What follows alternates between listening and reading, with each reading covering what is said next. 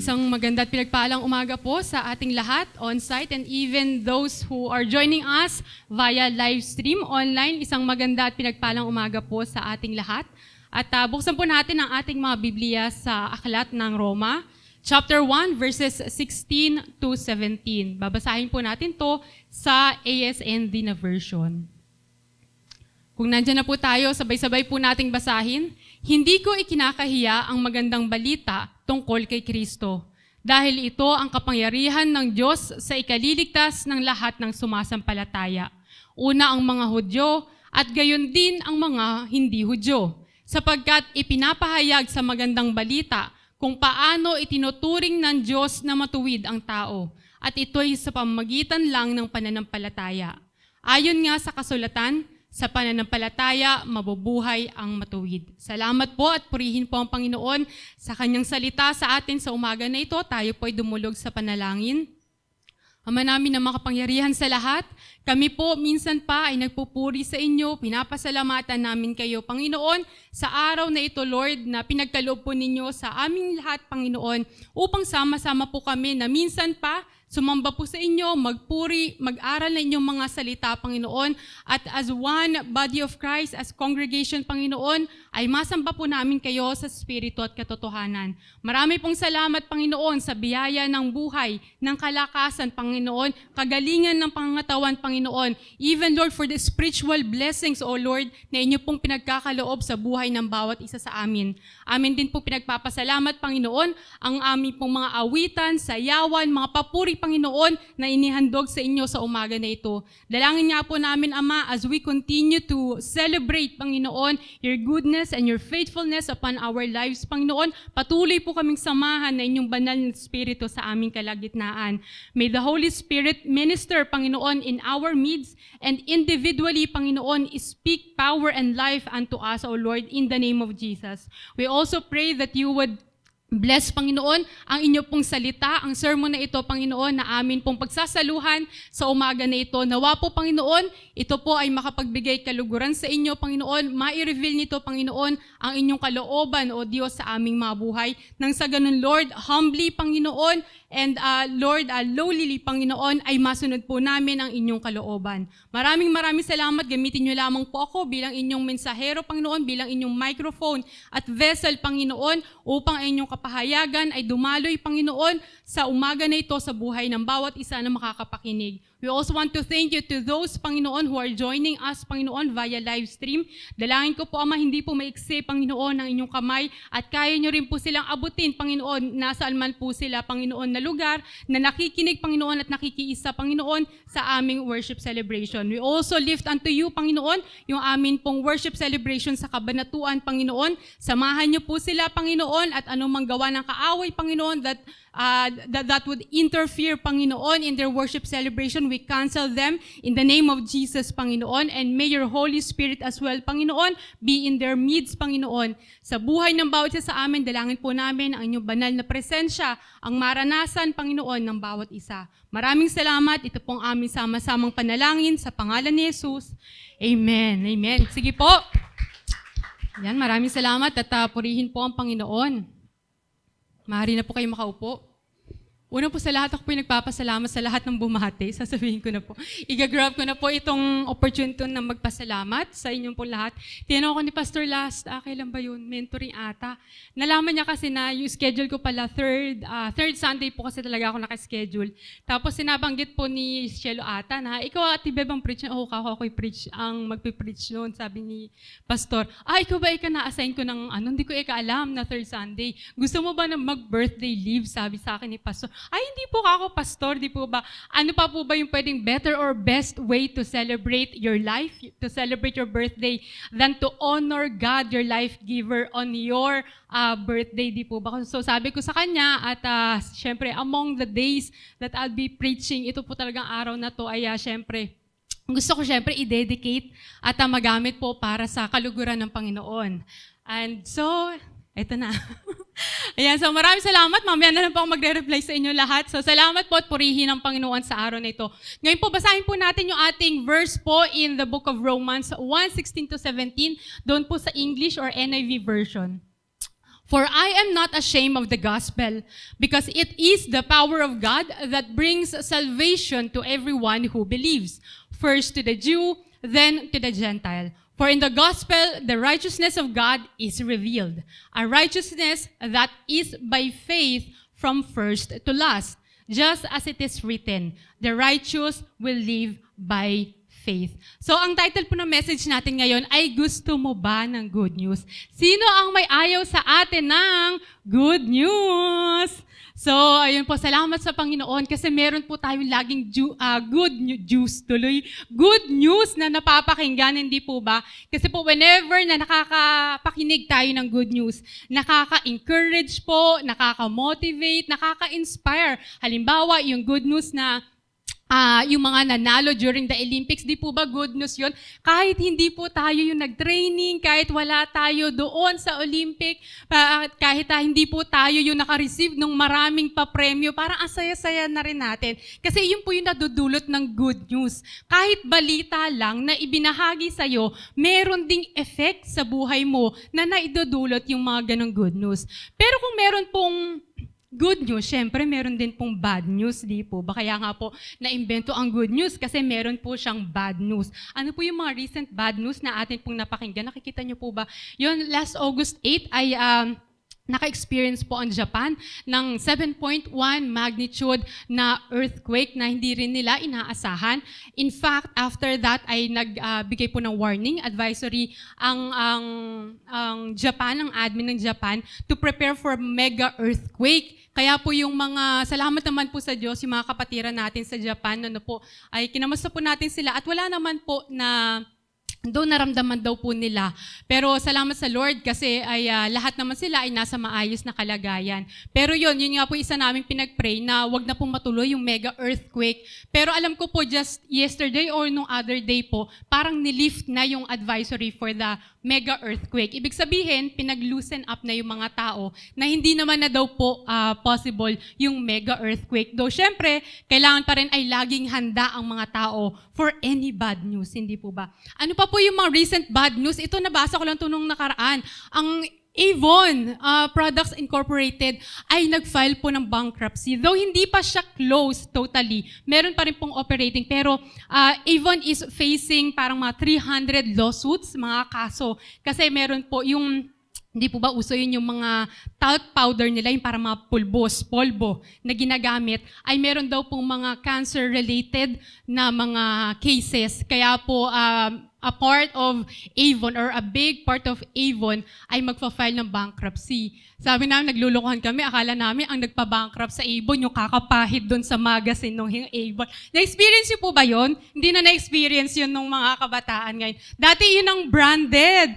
Opo, bago pumunta sa school, naalala ko yun. Pag ikaw ay Boardwalk, Avon, Natasha, para ka na rin naka-branded. Yun yung dati naming Uniqlo, H&M. Kaya sa isang classroom, meron ka po pwedeng makapareha ng black shoes. Pero okay lang kasi nga branded yon at in-order pa yon. At bago maka-order, pinahid pa ng nanay ko yung magazine na yon. Kaya siguro nag-bankrupt, kakapahid, nawala na po ng amoy yung mga magazine po nila. Pero masaya lang po na naalala. So parang bad news siya nung narinig ko. Nalungkot ako kasi sabi ko, lagi kaming bumibili dyan noon. Ano pa po yung isang bad news recently? Marcos moves Ninoy Aquino Day to August 23 for longer weekend. Bad news ba yun? Dati po, good news pagka merong nag-declare ng holiday. Kasi pahinga, makakagawa sa bahay. Ngayon, parang bad news na. Kasi long weekend, 23, 24, 25, tapos 26 holiday din. Adi, syempre, ano ang ibig sabihin niyan? Holiday equals gastos. O kahit na pagka po lumabas kayo ng bahay at lumakad na pamilya, naku po, mahina po 1,000, 2,000 sa lakad, di po ba? 4 na araw pa yon. Kahit po nasa bahay, hindi nasa bahay lang naman kami. Kahit po nasa bahay ngayon, magastos na rin po. Agahan, tanghalian, merienda na kape, hanggang hapunan, puro pa-deliver, di po ba? Pag nasa bahay, wala kasi masyadong magawa. Kaya sometimes nagiging bad news, yung holiday. Now, punta naman tayo. Gusto mo ba ng good news? Actually, may isa pa palang bad news. The bad news is that tayo pong lahat ay makasalanan at haharap po tayo sa judgment ng Panginoon. And that judgment also includes yung eternal death, kamatayan. That is a bad news. Okay, bad news po yun. Bakit? Wala po sa atin ang may gusto na humantong sa kapahamakan, sa kamatayan. That's why many people, including us, di po ba, lahat naman po tayo, we fear death. Death po yun dito lang sa lupa. Paano pa kung eternal death? Parang nakakatakot po, di po ba? And that is the bad news. Dahil po sa kasalanan ng tao, dahil sa pagre-rebelde at pagtalikod ng tao, the bad news is that we could have faced eternal death. But even with that bad news, okay, merong pero ngunit, meron po tayong good news. And iyan po ang ating pag-aaralan sa umaga na ito. So, good news. Gusto mo ba ng good news? Good news! Paraan kung paano ka maliligtas. Okay? Dahil kung merong bad news, kailangan meron tayong solusyon doon sa bad news na yon para hindi po tayo mamuhay na malungkot, discouraged, hindi po tayo mamuhay. Okay, na tinitingnan lang natin kamatayan, dapat maganda po yung tinitingnan natin. So, sa kabila ng bad news, meron po tayong good news. So, ang good news is that meron pong paraan kung paano maliligtas ang tao. Now, I know, alam na namin yan, Sister Beth. Lagi niyo tinuturo yan, lagi natin pinag-aaralan yan kung paano tayo maliligtas. Pero let us focus on the book of Romans. And specifically, dun lang po tayo iikot sa chapter 1, 16 to 17. The different truths, mga katotohanan, patungkol, okay, sa gospel o good news. Now, linawin natin, good news, okay? Good news, bukod po sa iyon po yung palabas nila pastor, good news, ibig sabihin ito po yung gospel.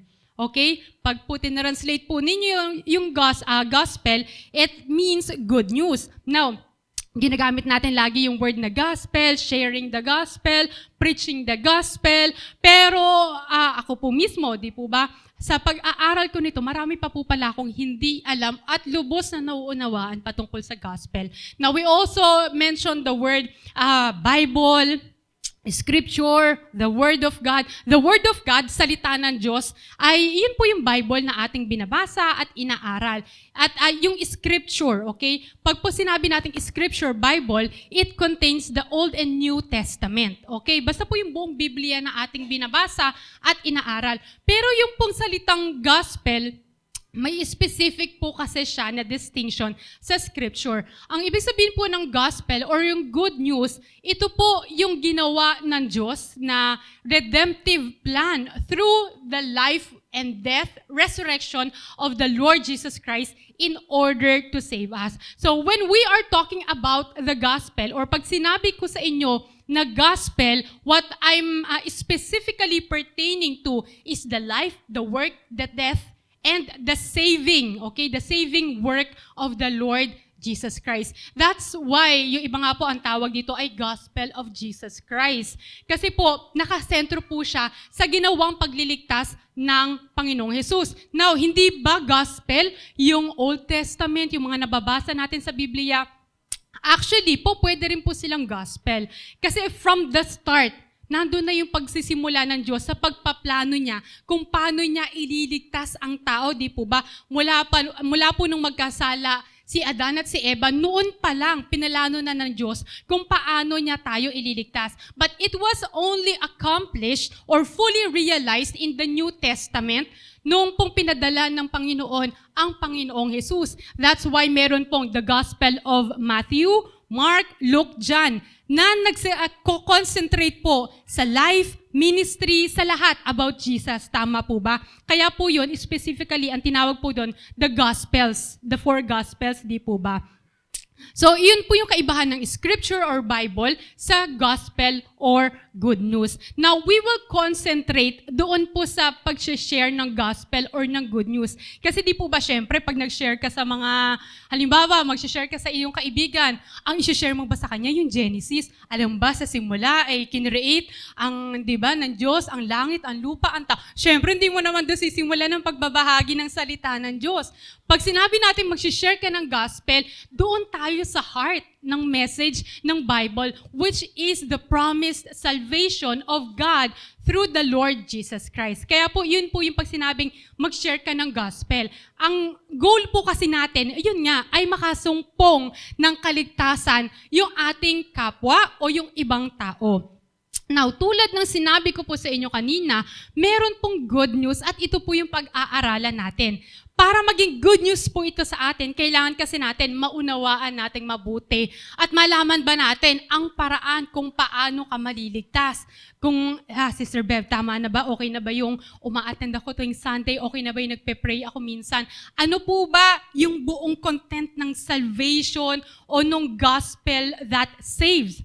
Now, doon lang po tayo magko-concentrate sa ating verse at basahin po natin ulit. Balikan ko na lang po dito. Hindi ko ikinakahiya ang magandang balita tungkol kay Kristo dahil ito ang kapangyarihan ng Diyos sa ikaliligtas ng lahat ng sumasampalataya. Una ang mga Hudyo at gayon din ang mga hindi Hudyo. Sapagkat ipinapahayag sa magandang balita kung paano itinuturing ng Diyos na matuwid ang tao. At ito'y sa pamamagitan lang ng pananampalataya. Ayon nga sa kasulatan, sa pananampalataya, mabubuhay ang matuwid. Now, let's move on. Good news, paraan kung paano ka maliligtas. At dyan lang din po natin kukunin yon. Very self-explanatory. Number 1, hindi mo dapat ikahiya ang gospel. So, dahil po buwan ng wika, ay Tagalog po tayo ngayon. Kaya po Tagalog na Tagalog, pinilit ko na po, ay yung gospel lang po, ginawa kong gospel para madali po nating maunawaan. Kasi Tagalog po niyan ay ebanghelyo. So, gospel para po madali nating matandaan. Number 1, kailangan hindi mo ikahiya ang gospel. In the same verse, sabi po dyan, hindi ko ikinakahiya. Bakit ikinakahiya? Bakit sinabi po ni Paul na hindi niya ikinakahiya ang gospel? Because there are people in their times, kahit na sila ay naniniwala, sumusunod that time during the life of the Lord Jesus Christ, meron pa rin sa kanila na ikinakahiya ang magandang balita tungkol kay Kristo. Bakit po nila ikinakahiya? Because we all know that the Lord Jesus Christ died through crucifixion. Di po ba? Sa krus. And sa mga Romano, okay? Sa mga Romans po, kapag ang isang tao, ang naging death punishment po niya ay crucifixion, ito na yung pinaka-brutal, okay? Or pinaka-humiliating na parusa para sa isang worst sinner o kriminal na tinanggap nga po ng ating Panginoong Jesus. So, syempre, imagine, kung ipoproclaim ko yung isang tao na tumanggap ng isang humiliating, okay, sabihin ko na miyembro ako ni Kristo na dumaan sa crucifixion, the shame that the Lord Jesus Christ received when He was crucified, syempre, makikihati ako doon sa shame na yon. Kaya nga po, meron ding mga tao na ikinakahiya ang magandang balita tungkol kay Kristo during that time. Now, i-apply natin sa atin, tuwing kailan po ba tayo o natin ikinakahiya ang magandang balita, ang gospel? Okay, hindi lang po yan yung umiiwas tayo kapag usapan na patungkol sa Diyos, yung parang timid ka, ayaw mong binabanggit. Ano pa yung parang ikinakaya natin kapag halimbawa may pagkakataon po tayo na mag-share o i-share. Halimbawa, natanong ka, ikaw, saan ka nagsisimba? Tapos hiyang-hiya tayo na i-share doon po, doon sa taas, doon sa may highway, doon sa Total. Sa Total, doon ka nagaan sa Total, sa gas station. Di po, parang ikinakahiya na rin po natin yung gospel when we do that. Kailan pa? Kapag po nag-share tayo, pero parang, nag-share ako ng gospel, pero ano lang, more on encouragement doon sa tao. Now, there's nothing wrong with that. In fact, pinag-aralan natin yan, di ba, yung counseling, biblical counseling, confrontation, kasi we also have this duty and responsibility na magpalakasan, na encourage ang isa't isa, even unbelievers. Now, kapag meron po tayong chance, okay, na i-share yung gospel, yung ginawa ng Panginoong Jesus, pero hindi natin ginawa, that is also being ashamed of the gospel. Bakit ba tayo na-ashamed? Or bakit ba natin ikinakahiya ang mabuting balita ng ating Panginoon? Now, sabi po sa unang Korinto 1:18, ang mensahe tungkol sa pagkamatay ni Kristo sa krus ay kahangalan para sa mga taong napapahamak. Ngunit ito'y kapangyarihan ng Diyos para sa ating mga naliligtas. Alam niyo po dati, kapag ikaw ay nagsisimba o ikaw ay meron kang member ka ng isang church, isang religious organization, parang proud ka, di ba? Na meron kang ginagawa para sa Diyos. Pero ngayon, ito po yung napapansin ko, nowadays, kapag ikaw ay nag-proclaim ng faith, pagka ikaw ay nag-share, parang pagtatawanan ka pa ngayon, ikaw pa yung kailangang mahiya, ikaw pa yung hindi normal, ikaw pa yung hindi ordinary. Na parang sinasabi nila, you should be embarrassed kasi hindi na in ngayon yung faith, yung pagiging religious and all, na nakakalungkot po. And that's why maraming tao ngayon, ikinakahiya ang pag-share ng gospel kasi hindi na ito yung takbo ng lipunan. At alam naman po natin, nagawa po ng kaaway yun. That's why we should not conform to the world. Last Sunday, tinanong si Maxine, why did you do that? Why did you say, the end? Like that. Sabi ko sa kanya. Tapos sabi niya, because they laugh at me. Sabi niya sa akin gano'n. Kasi nakakatawa naman po talaga, di ba, pagka nagsasalita siya. Meron pa siyang isang instance, nag-pray po siya sa bahay. Noon, matagal pa po yun.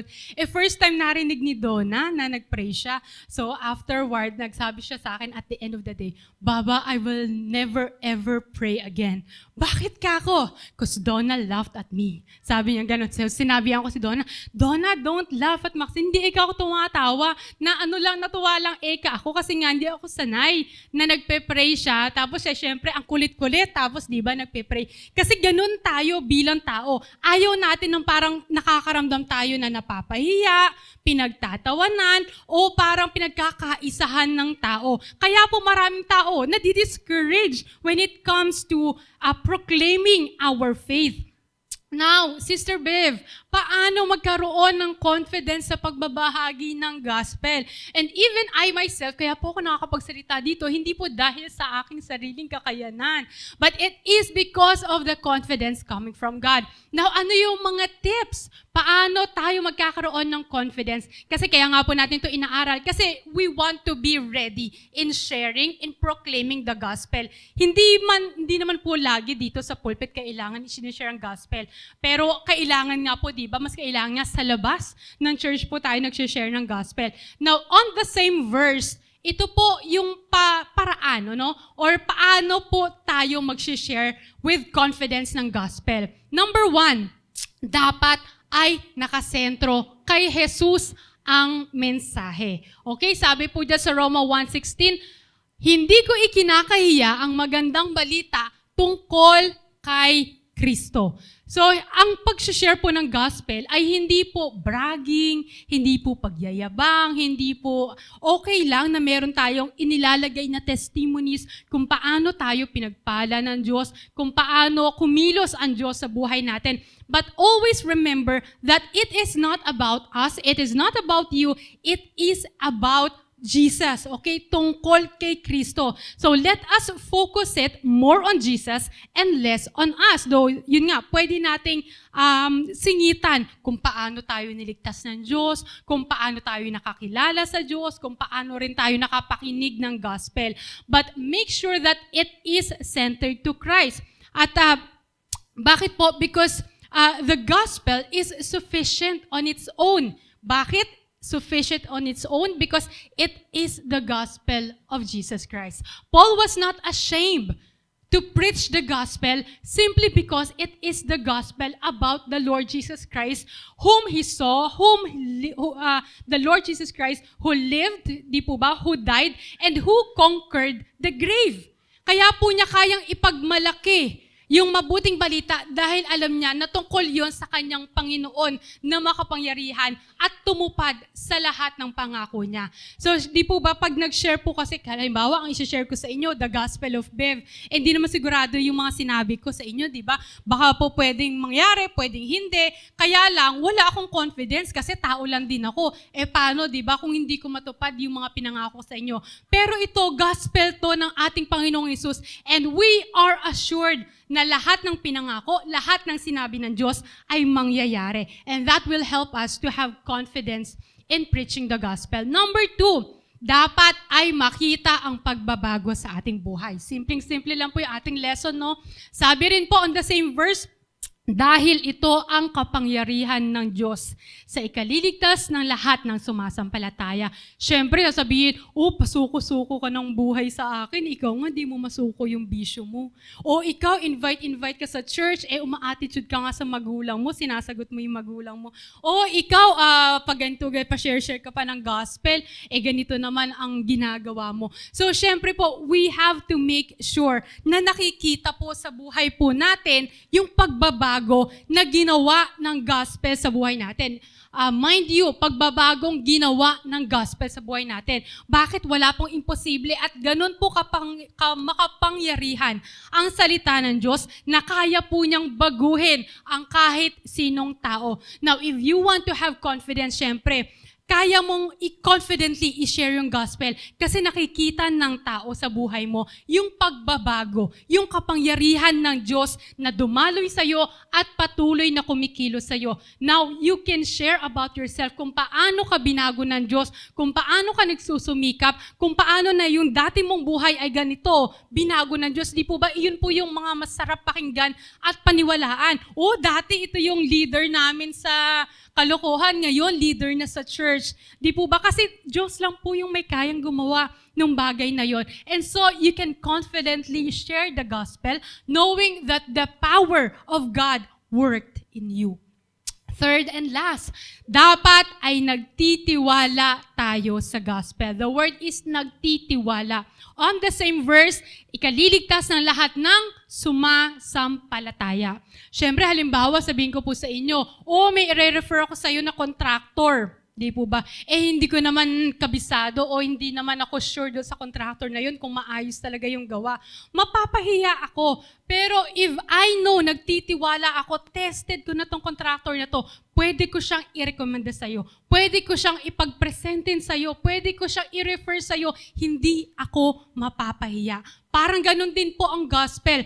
Dahil nagtitiwala ka na mangyayari, okay? Ang pangako ng Diyos na nagtitiwala o naniniwala ka na totoo na nabuhay magmuli ang Panginoong Hesus. Di po ba?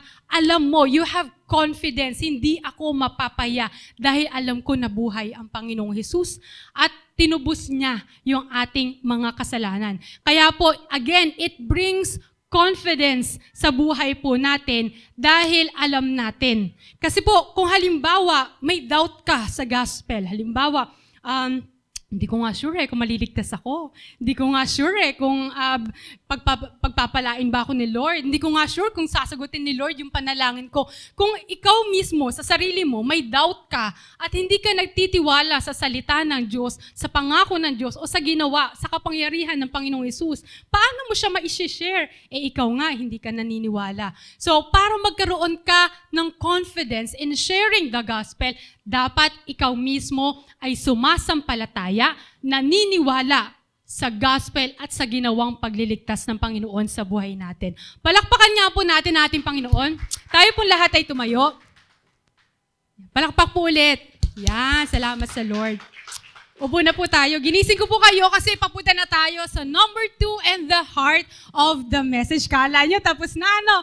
For the first time. Kala nyo first time. Hindi mo. 2026 pa lang nakita ko, lumabas na si Kuya Arde, tatawa-tawa. Akala tapos na. Tatawa-tawa, nakita ko po nakangiti po siya. Akala siguro tapos na. Sabi siguro, aga. Pero hindi pa po dahil may dalawa pa po tayong points. Ginising ko lang po kayo kasi po medyo technical na po itong number 2 at dito po ako nagtagal. Number 2, paraan paano ka maliligtas through the gospel. Ito ang kapangyarihan ng Diyos sa kaligtasan. So, two big words, kapangyarihan, power, and kaligtasan, salvation.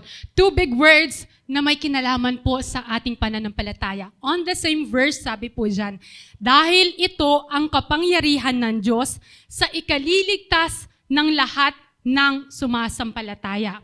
For it is the power of God, okay, to salvation. The power of God to salvation. I tell dito ako nagtagal sa pag-aaral na to, sa verse po na to. It is, the gospel is the power of God to salvation. We must see the gospel in a different light. Akala ko po dati, ang Bible, ang gospel, ang salita ng Diyos, it is a source of power of God. Dito ko malalaman, paano ko makukuha, paano ko ma-experience, paano ko ma-realize yung kapangyarihan ng Diyos sa buhay ko. Akala ko makikita ko yun, mababasa ko yun sa gospel. But through this teaching, I've learned that the gospel itself is not just the source, but it is the power itself. It is the power of God to salvation. Now, how does it works? Di po ba? Paanong yung gospel, yung good news, ay patungkol sa ginawa ng Panginoong Jesus na pagliligtas, ay siyang kapangyarihan ng Diyos sa ikaliligtas nating sumasampalataya. Okay, now, you would, kung maalala ninyo, di ba, meron po akong preaching last time na minention ko rin, that the Holy Spirit is the one who will raise us from the dead. Kasi pag sinabi nating salvation o kaligtasan, eternal life. So, Sister Bev, sabi mo nun, ay yung Holy Spirit na nag-raise kay Jesus from the dead, okay? Siya rin yung Holy Spirit na mag-raise sa atin from the dead. Now, you are saying that the gospel is the power of God to salvation. Na ito rin yung kapangyarihan ng Diyos para sa ating kaligtasan, para mabuhay po tayo. Now, we want to make this clear. The role of the Holy Spirit in our salvation, para siyang agent. Okay? Punta muna tayo sa salvation, sa kaligtasan, sa buhay na walang hanggan. The one who proposed or purposed or designed salvation is God the Father. Okay? Sa simula pa lang. Siya, okay? Sa Kanya po nagmula. Siya po yung nagplano. Okay? Sa Kanya, siya yung bumuo ng planong pagliligtas sa tao. Now, the Lord Jesus Christ, what is the role of the Lord Jesus Christ to our salvation? Ang Panginoong Jesus, siya po yung nag-accomplish nung plano ng God the Father. Kaya na-fulfill yung plano ng Diyos, it is because pumayag ang Panginoong Jesus. Sige po, Ama, ako na po ang gagawa niyan. Ako ay mabubuhay, magkakatawang tao, mabubuhay, magmi-ministry sa lupa, mabubuhay bilang in the flesh, mamamatay, and I will resurrect back para ma-fulfill yung planong salvation ng Diyos Ama. So, it was designed by God the Father. It was fulfilled or accomplished by the Lord Jesus Christ, by the Son.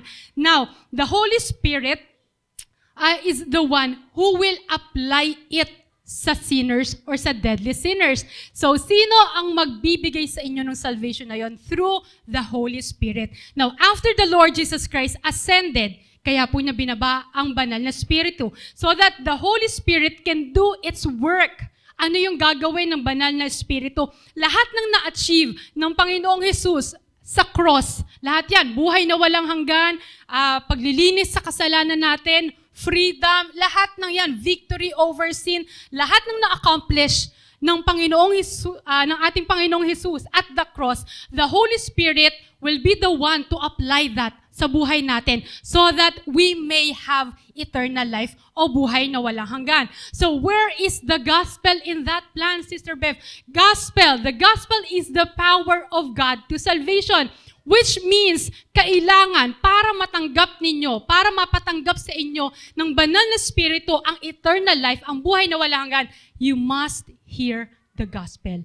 You must read the gospel. Why? Because it is the power of God to salvation. Halimbawa, Sister Shelo, hindi pa siya nakakapakinig ng gospel.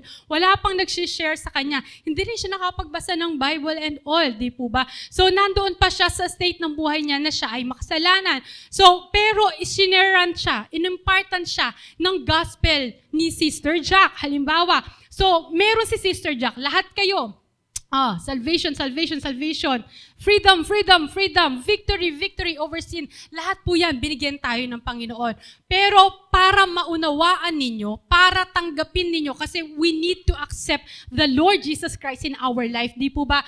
For us, in order for us to receive salvation, we need to repent to our sins. We need to take up our cross and follow Jesus. At lahat po ng yon nakapaloob saan? Sa gospel. So kung hindi mo alam yung mga bagay na yon, paano natin o paano mafu-fulfill sa buhay natin yung pangako ng Diyos, yung pinalano ng Diyos Ama, yung in-accomplish ng Panginoong Hesus at yung i-a-apply sa atin ng banal na Espiritu.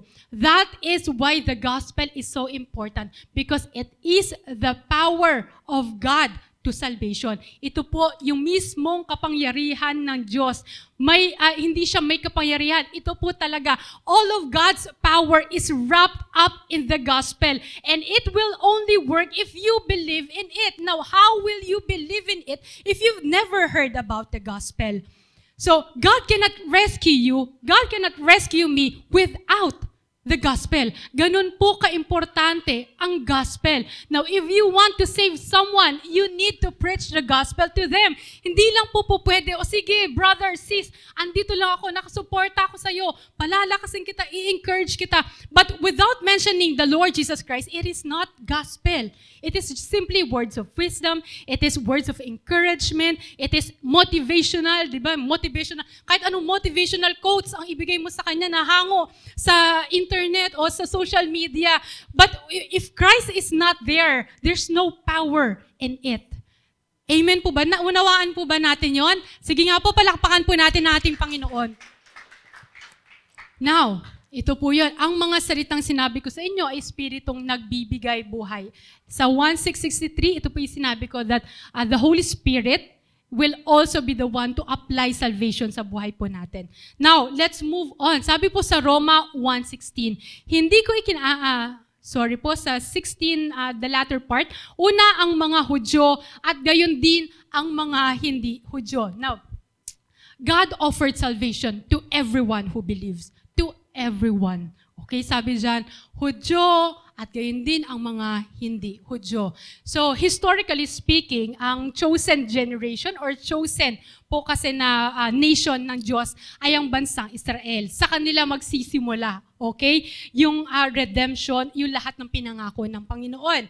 Ganun po talaga dahil sila po yung apple of the eye ng Panginoon. But the good news is that kahit hindi Hudyo, kahit Griego, okay, Greek, kahit na sibilisado o barbarian, kahit matalino o hangal o unlearned, they can still receive salvation if they will believe. Sabi po dyan, lahat ng sumasampalataya. Now, let us not say, INC yan mahirap share ng gospel yan. Baka hindi rin maligtas yan kasi meron siyang sariling paniniwala. Itong tao na to, naku, ex-convict yan. Hindi ko na masyadong maraming kasalanan yan. So, let us not, hindi po tayo kasi magsiset kung sino ang ililigtas at hindi ililigtas ng Diyos. Salvation is offered, okay, to everyone, to all. Ganun po ka-generous ang ating Panginoon. Hindi po siya namimili. At ganun din po ang sinasabi ni Pablo dito, na una, isi-share niya sa mga Jew, okay, yung gospel. But afterwards, isi-share niya rin ito na hindi siya magle-left out ng tao. Ganon din po sa buhay natin. Yung share niyan, kaaway ko yan.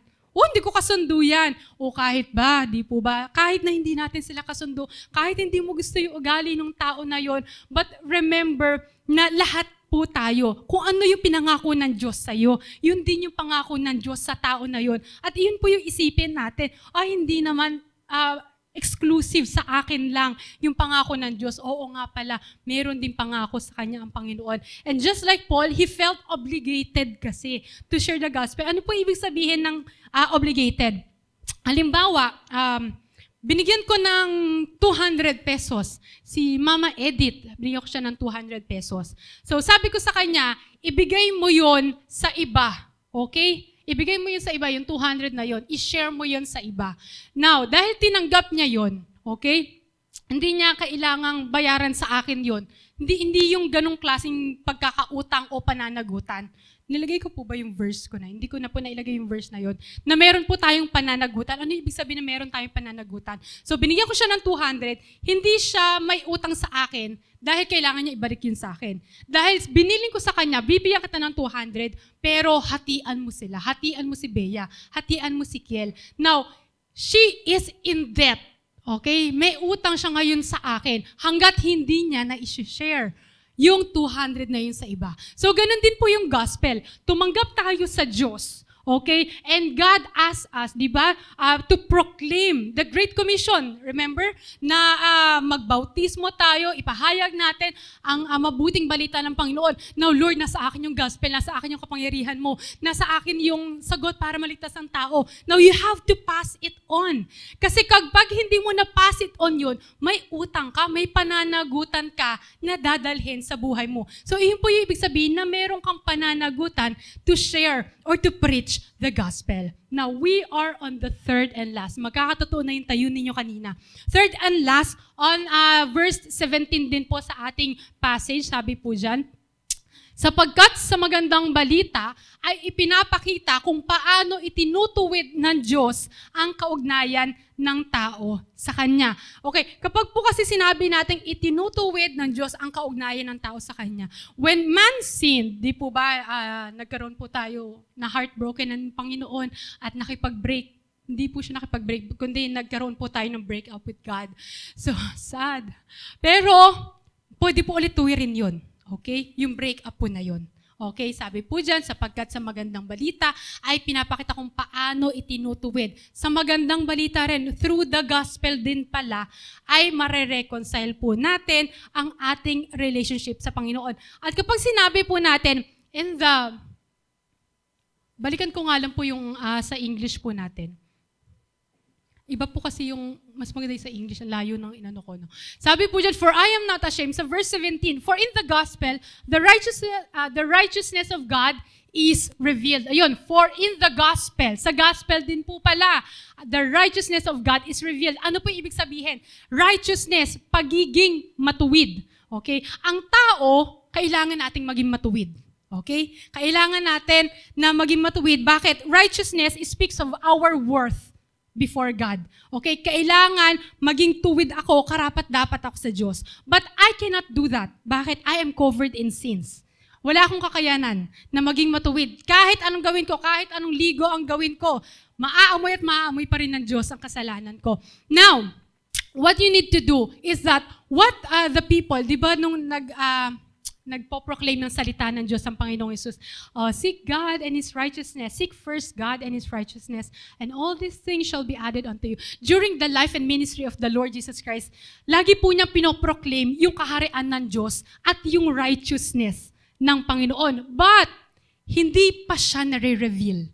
Hindi pa siya na-realize that time. Bakit? Blinded ang tao. Kaya po ngayon, ang ginagawa ng mga tao, like the Pharisees, the Sadducees, the teachers of the law, ang ginagawa nila to find that righteousness, gumagawa sila ng mabubuting bagay, tumutulong, nagbibigay ng alms sa mga tao because they thought that is the righteousness na kinakailangan para maligtas sila. But that is wrong. Kasi we cannot save ourselves through yun nga sinasabi, di ba? Hindi po sa good works. It is, okay? We are saved by the grace of God through faith, okay? Not by our good works. At yung mga tao na parang blinded sila, they thought they do a lot of good works. Kasi they thought iyon po yung magliligtas sa kanila para makapunta po sila sa langit. Yung lagi natin sinasabi, para makapunta ako, di ba? Kailangan ko ng plus points sa heaven. So gagawa ako ng mabuti. Kung gagawa lang po tayo ng mabuti para maligtas, adi sana marami na lang tayong ginawang mabuti. Tapos, sige, magkakasala na lang ako, tapos gagawa na lang din ako ng mabuti, plus minus. Pero hindi po kasi ganoon nag-work yun. Ang sabi po doon, for in the gospel, the righteousness of God is revealed. Salamat na lang. The goodness is that the gospel reveals unto us that there is a righteousness outside of ourselves. Meron palang righteousness kasi kailangan ko. Pag humarap ako sa Diyos, kailangan matuwid ako. Kailangan para tanggapin ako ng Diyos, para magbalik yung ugnayan ko sa Diyos. Ina-elaborate ko lang po. Kailangan ko ng katuwiran, kailangan ko ng righteousness. Kailangan mapatunayan ko yung worth ko kay Lord. Pero hindi ko mapapatunayan yung worth ko sa Kanya dahil makasalanan ako. Now, I will get something, a righteousness outside of myself na katanggap-tanggap sa Diyos. At ang tanging righteousness na katanggap-tanggap sa Diyos ay yung nagmula din sa Kanya. That we can receive through the work, the finished, the perfect, and complete work of the Lord Jesus Christ. At good news is that the gospel reveals it unto us. Kaya po, kailangan marinig ng tao, mabasa ng tao yung gospel kasi po, all their life, ang gagawin nila, they will chase the wind. Gagawa sila ng gagawa, knowing or thinking, ito yung magliligtas sa akin, gagawa ako ng mabuti, tutulong ako sa kapwa ko, tutulong ako sa pamilya ko. Akala nila, iyon po yung magliligtas sa kanila. Because they've never heard about the gospel, kung saan po nireveal yung righteousness ng God na makukuha natin, na ma-achieve natin, na ma-receive natin when we accept the Lord Jesus Christ sa buhay po natin. Malinaw po yan? Malinaw po yun. So sabi po, balik po tayo doon, a righteousness. Sige, ito na lang English. Ano po? Pareho. Dito na lang din sa English. Nagpe-press ka rin ba, Gelay? Sabay tayo. Binabalik ko sa simula. Ayan. For in the gospel, ito na lang English kasi mas madaling maunawaan. Medyo malalim po kasi yung Tagalog. Pasensya na po, Pastor. Hindi ko po na-fulfill yung buwan ng wika theme natin. A righteousness that is by faith from first to last. Faith to faith, from faith to faith, from faith, by faith, from first to last. Ano po ibig sabihin nun? Sister Bev, tinanggap ko na ang Panginoon sa buhay ko. And then, that's it? Iyon na ba yun? Ligtas na ba ako? Wait lang.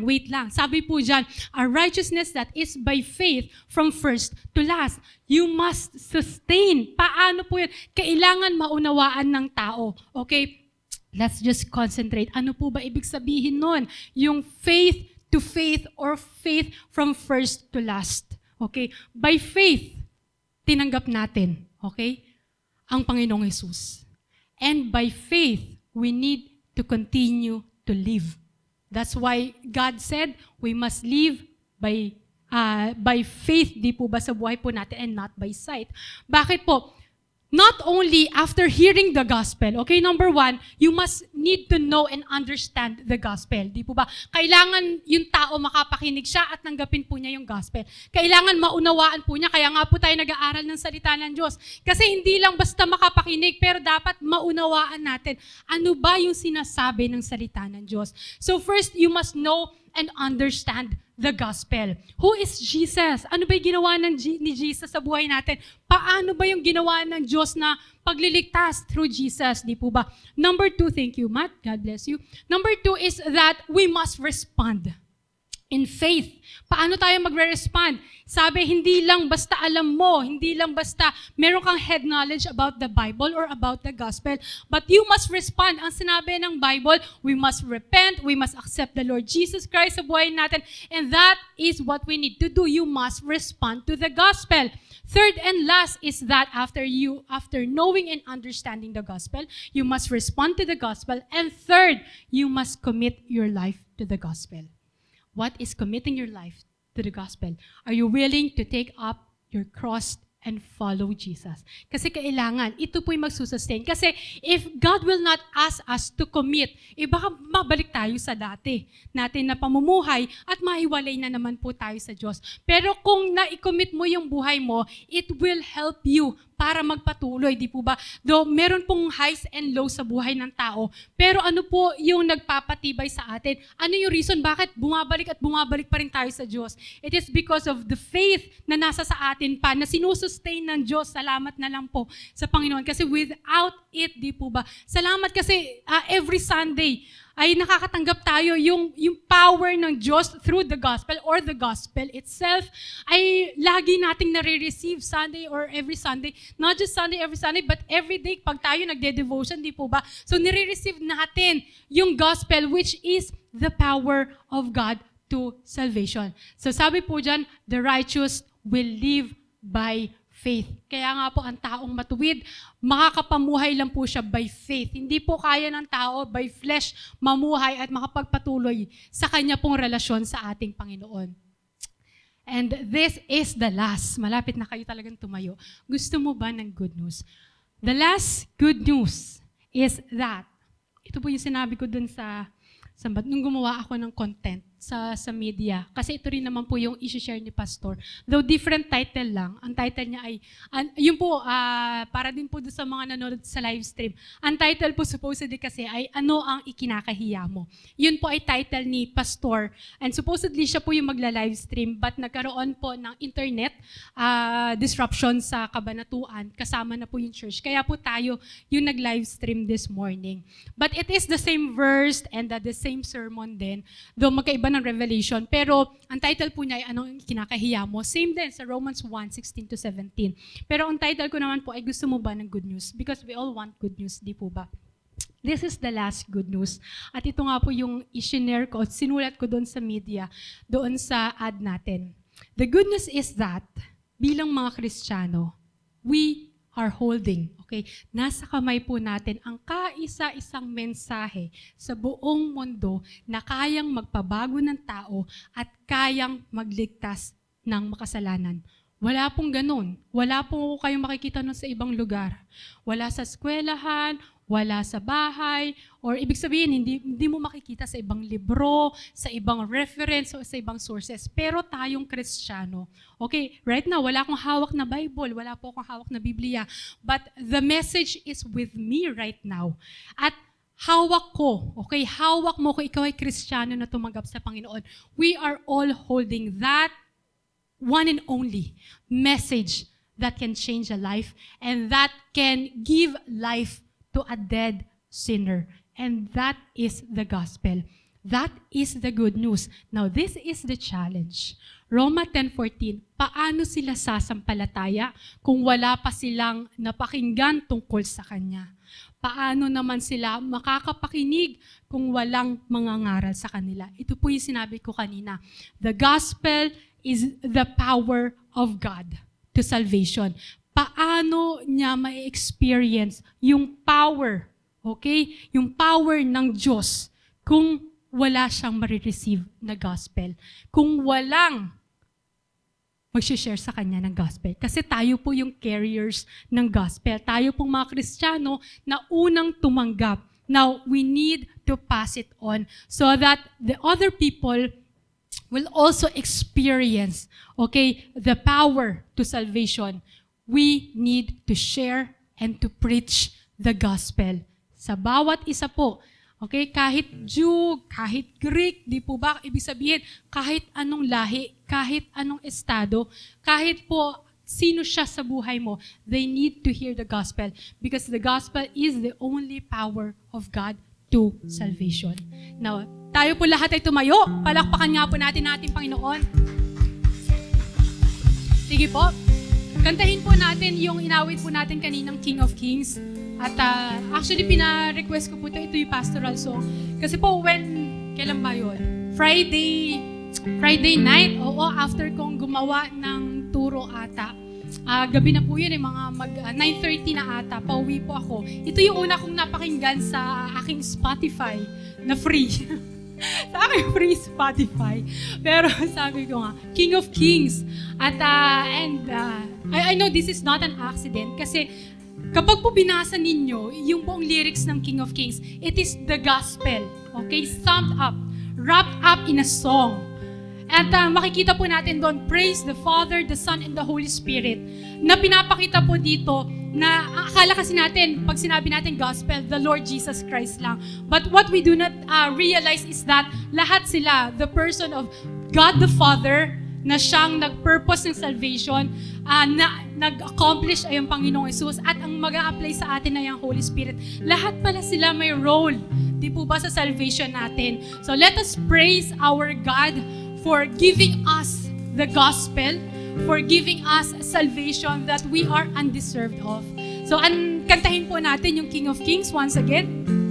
Even to those of you who are joining us online, kung alam po ninyo yung song na to, ay samahan niyo po kami na awitin po itong kanta na to.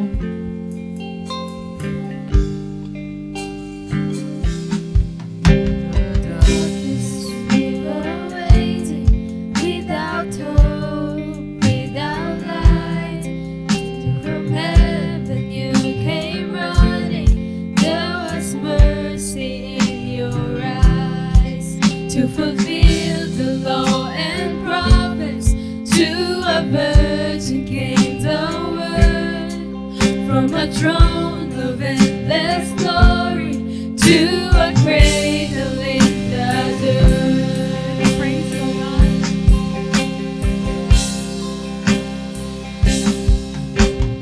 Praise the Father, praise the Son, praise the Spirit, three in one. God of glory, majesty, praise forever to the King of Kings.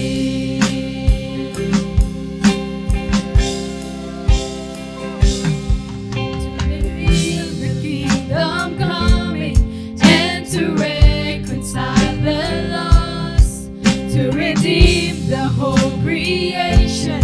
You did not despise the cross, for even in your suffering you saw to the other side, knowing this was our salvation. Jesus, for our sake you died. Come on, let's praise our God. Thank you, Lord. Praise the Father, praise the Son, praise the Spirit, three in one. God of glory, majesty,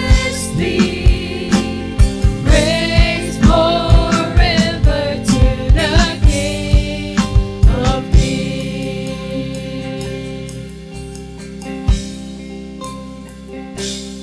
In the morning that you rose, all of heaven held its breath, till the stone was moved for good, for the Lamb had conquered death. And the dead rose from their tombs, and the angels stood in awe, for the souls of all who'd come to the Father are restored. And the Church of Christ, was born. Then the Spirit lit the flame. Now this gospel true of all shall not fail and shall not fade. By His blood and in His name, in His freedom I am free. For the love of Jesus Christ, who has resurrected me. So come on, we praise you, our Father. We praise you, Lord and Savior Jesus Christ. We praise you, our Holy Spirit. We thank you, oh God, for salvation. We thank you for the gospel, oh God. It is your power. It is your power. It is your power to salvation, oh God. Lord, in the name of Jesus, let your gospel, let your power be received right now. In the name of Jesus, oh God. Praise forever to the King of Kings. Once again, give praise. Praise the Father, praise the Son, praise the Spirit, three in one. God of glory, majesty, praise forever to the King of Kings. We praise you, oh God. We praise you, Jesus. We praise you, Holy Spirit. We thank you, oh God, Maraming salamat, Panginoon, for giving us the gospel, Panginoon, whom Jesus fulfilled, Panginoon, at the cross. Maraming salamat po, Panginoon, sa mensahe po ninyo sa amin sa umagang ito, Panginoon, na nagbibigay buhay, nagbibigay kalakasan, Panginoon, sa amin, Panginoon, nagbibigay pag-asa, Panginoon, that a time will come, Panginoon, that we will see you again, O Lord, face to face, Panginoon, and we will see Jesus, Panginoon, reigning, Panginoon, sa aming mga buhay. Marami pong salamat, Panginoon. Dalangin nga po namin, Ama, selyohan niyo po ang mga salita po ninyo na aming napakinggan, Panginoon, sa aming lahat, Panginoon, sa umaga na ito. Dalangin ko nga po, may your Holy Spirit continue, Panginoon, to work in us, to minister, Panginoon, to give us wisdom, Panginoon, to give us the confidence, Panginoon, to share and preach your gospel, Panginoon. Maraming salamat din po, Panginoon, to everyone, Panginoon, who is part of this worship celebration, those who attended here, Panginoon, on-site, and even those, Panginoon, na nakapakinig, Panginoon, online. Marami pong salamat, and how we pray in the name of Jesus, na ang bawat isa, Panginoon, patuloy, Panginoon, by faith, O God, may we all continue to live, Panginoon, by faith, tulad, Panginoon, na inyong kalooban sa aming lahat. Maraming salamat po, Panginoon. Pinupuri po namin kayo, dinadakila. Nawa po, Panginoon, ang lahat ng ito ay makapagbigay sa inyo, Panginoon, ng kagalakan, Panginoon, ng honor, ng glory, Panginoon. We thank you and we praise you, O God. Now, allow me, Panginoon, to give your blessing, Panginoon, upon your people. May the Lord our God bless you and keep you, make His face to shine upon you, and be gracious unto you. May the Lord's peace be upon you, your family, your community, your company. In the name of Jesus, we pray. Amen and amen. Yan, maraming salamat po sa bawat isa. Yan, makakapuna po kayo. We thank you for joining us this morning sa atin pong worship celebration.